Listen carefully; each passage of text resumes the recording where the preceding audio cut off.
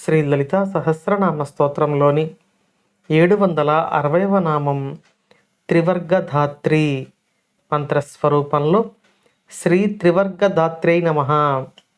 మనం వరుస నామాలలో చండీదేవి యొక్క అనుగ్రహాన్ని పొందేందుకు అవసరమైన నామాలను చెప్పుకుంటూ ఉన్నాం.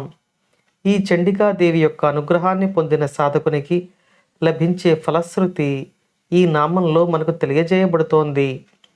ఈ నామాన్ని ఒకసారి పరిశీలిస్తే త్రివర్గములను ప్రసాదించు తల్లి, కలిగి ఉన్న తల్లి అని అర్థం వస్తుంది. ఈ త్రివర్గములు అంటే ఏమిటో ఇప్పుడు మనం వివరంగా తెలుసుకుందాం. ధర్మ అర్థ కామములు త్రివర్గములు అని పిలువబడతాయి. అమ్మవారి యొక్క ఆరాధనకు ఫలితంగా సాధకునికి ధర్మబుద్ధి ప్రసాదించి ఆ ధర్మమును ఆచరించినందువల్ల కలిగిన ఫలము అర్థమై అంటే ధనమై, అటువంటి ధనముతో ధర్మబద్ధమైన కోరికలను తీర్చుకుంటూ జీవనాన్ని కొనసాగించే అనుగ్రహాన్ని అమ్మవారు ప్రసాదిస్తారు. ఈ మొదటి వర్గమైన ధర్మమును రెండవ వర్గమైన అర్థమునకు, మూడవ వర్గమైన కామమునకు జోడించి ధర్మబద్ధమైన జీవితాన్ని గడిపితే కలిగే ఫలము మోక్షము అని మనకు తెలుస్తుంది.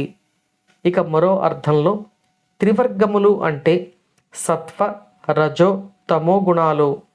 ఈ మూడు గుణములను అమ్మవారు తన సాధకులకు అవసరమైన సందర్భంలో అవసరమైన గుణాన్ని ప్రసాదించి ఈ సృష్టిలో మనుగడ సాగించేందుకు అవసరమైన శక్తి ప్రసాదిస్తున్నారు.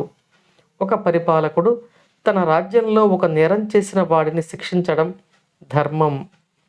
ఆ శిక్షకు గురి చేయకుండా అతనిని వదిలివేయడం అధర్మం అవుతుంది. శిక్షించే సందర్భంలో తమోగుణమే ప్రధానమవుతుంది.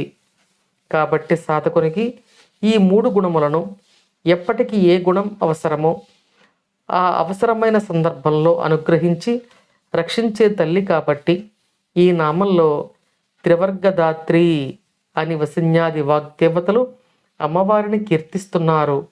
ఈ అమ్మవారి అనుగ్రహం మనపై ఎల్లవేళలా ఉండాలని కోరుకుంటూ ఓం శ్రీమాత్రే నమః.